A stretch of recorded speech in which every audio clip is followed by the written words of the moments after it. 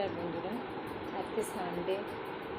আজকে সারাটা দিন নিজেকে নিয়ে, নিজের সংসার নিয়ে, রান্না নিয়ে ব্যস্ত। তার মাঝে আজকে বাবার কথা ভীষণ মনে পড়ছে, যেটা তোমাদের সঙ্গে শেয়ার করতে চাই।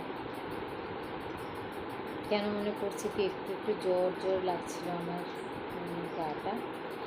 শরীরে টেম্পারেচার এসেছিলো, এবং মনে হচ্ছিলো কাল রাত থেকে ওষুধ নিয়েছি।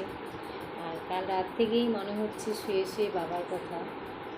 ছোটোবেলায় যখন জ্বর হতো ইন দ্য সেন্স, জ্বরের জন্য অপেক্ষা করতাম যে কবে আমার জ্বর হবে।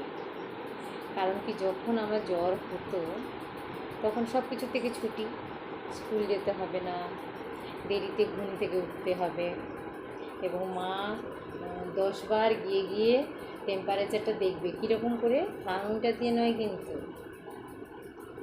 মার গালটা দিয়ে কপালে আমার গালে ঠেকিয়ে জ্বরটা দেখবে। সে একটা বিশাল সুন্দর অনুভূতি। আমরাও এরকম আমার বাচ্চাদের দেখি জ্বর, আর সেই অনুভূতিটা নেওয়ার জন্যই খালি মনে হতো যে কবে আমার জ্বর হবে। এটা 1 নম্বর। 2 নম্বর অনুভূতি, যেটার জন্য ভীষণ অপেক্ষা করতাম আমার জ্বর হোক জ্বর হোক জ্বর হোক, সেটা হচ্ছে যখন জ্বর হতো তখন সেদিন একটা নুন লেবু চিনির একটা শরবত তৈরি করে দিত আমার বাবা। আমার বাবার যত গাছ থাকুক, আমার বাবা সেই শরবতটা, যার জ্বর হবে, বাবা সেই শরবতটা একটা দারুণ কম্পোজিশনে তৈরি করে দেবে। এবার সেই শরবতটা, সিরিয়াস বলছি, সেই শরবতটা একবার খেলে, একটা গ্লাস খেলেই তোমার জ্বর অর্ধেক চলে যাবে। সিরিয়াস বলছি, জানি না বাবা কীরকম করে বানাতো, এত সুন্দর একটা শরবত। আর 1 গ্লাসে মন ভরতো না, মনে হতো আরও দিক আরও দিক, এবং বাবা দিত, যতটা আমি খেতে পারতাম ততটা দিতাম। এখন ওই শরবতটা এত সুন্দর স্বাদ। অ্যাকচুয়ালি ওই শরবতটা খাওয়ার জন্য আমি অনেক সময় অপেক্ষা করতাম, আমার কবে জ্বর হবে, আমি বাবার হাতে শরবতটা খাবো। কারণ জ্বর না হলে বাবা কিন্তু শরবত বানিয়ে দেয় না, কারণ তো মা বানিয়ে দেয়, বাবা জ্বর হলেই বানিয়ে দেয়। আর একটা, এটা 2 নম্বর কারণ। আর 3 নম্বর কারণ যেটা, সেটা হলো জ্বর হলে আমরা কখনো এলোপ্যাথিক ওষুধ খেতাম না তখন। মানে আমার পিসেমশাই ছিলেন ডাক্তার, হোমিওপ্যাথিক ডাক্তার, এবং বাড়ির কাছেই। তো আমরা সবসময় হোমিওপ্যাথিক মেডিসিন খেতাম জ্বর হলে বা কোনো কিছু হলে। তো আমরা কী করতাম, তো ওখানে বাবা আমাকে ছোটো যখন থাকতাম তখন কোলে করে নিয়ে যেত, একটু বড় হয়ে গেলেও কোলে করে নিয়ে যেত। বাবা 14-15 বছর পর্যন্ত বাবার কোলে করে গেছি ডাক্তারখানা, কারণ জ্বর হয়েছে আমার একটু সামান্য, আমি হাঁটতে পারবো না, আমি ভীষণ উইক। তো বাবা কোলে করে নিয়ে যেত, এবং সেখানে গিয়ে ডাক্তার পেশা মুখে একটা ওষুধ ফেলে দিত, সেটা দারুণ একটা ঝাঁঝালো ওষুধ, সেটা খেলেও অর্ধেক জ্বর চলে যেত।